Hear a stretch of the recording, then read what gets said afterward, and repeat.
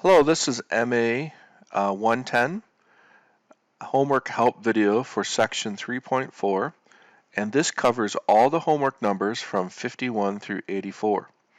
You will have an assignment where I'm asking you to complete some of those questions on your own and scan it, turn it into Blackboard, or take a picture with your cell phone. We have f of x equal to 3x and g of x equal to x plus 1. And we are asked to find the composite of f and g together. We call this f of g. So f of g of x is equal to f of g of x.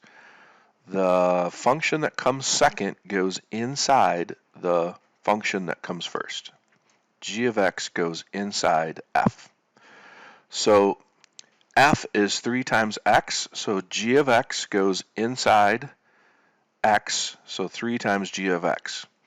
3 times g of x is 3 times x plus 1, which simplifies to 3x plus 3. So f of g of x is 3x plus 3. One of the things we always ask about with a composition of function is the domain of the composition. So first we check the domain of the function that we put inside.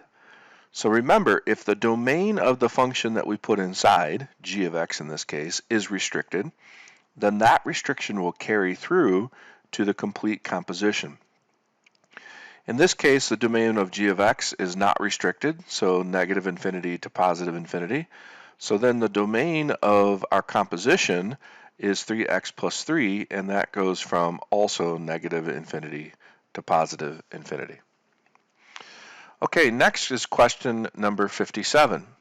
Here we have different functions. We have f of x equals x squared and g of x equals 2x. And we're asked to find the composition of g of g. So in this case, we're ignoring whatever f of x is because we're just doing g of g, and we're composing g with itself.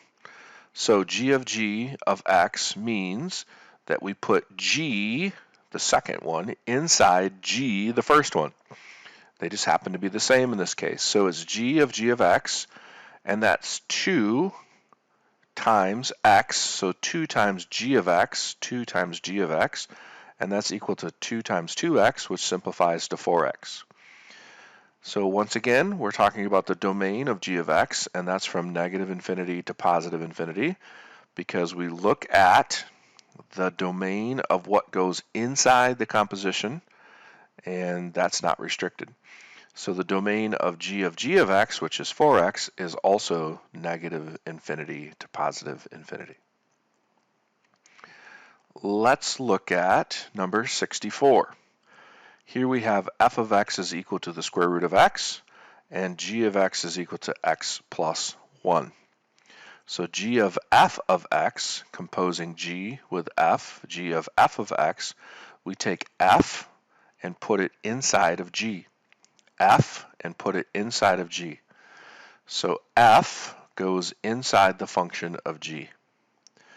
Okay, well, f of x is equal to the root of x, and so we put f of x where we see x plus 1. And that simplifies to the square root of x plus 1. So g of f of x is the square root of x plus 1.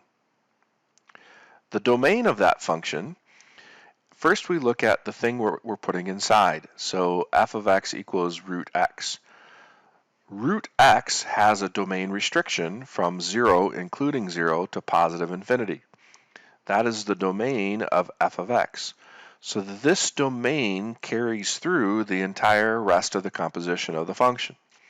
So when I do g of f of x, I get root x plus 1, and the domain of g of f of x is 0 to infinity, including 0.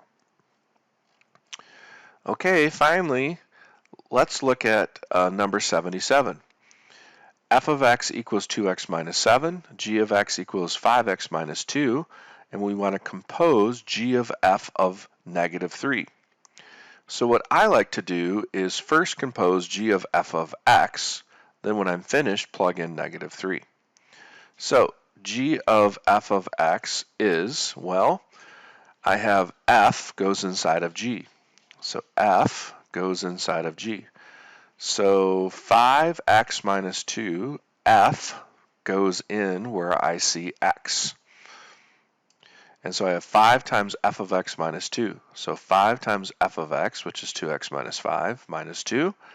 I distribute the 5. I get 5 times 2x is 10x, and 5 times negative 25 is negative 25. Still minus 2. I simplify this, I get 10x minus 27. So then g of f of negative 3 is equal to 10 times negative 3, and then minus 27. So this is g of f of x, and I plug in negative 3 where I see x. So I get 10 times negative 3 minus 27, which simplifies to negative 57.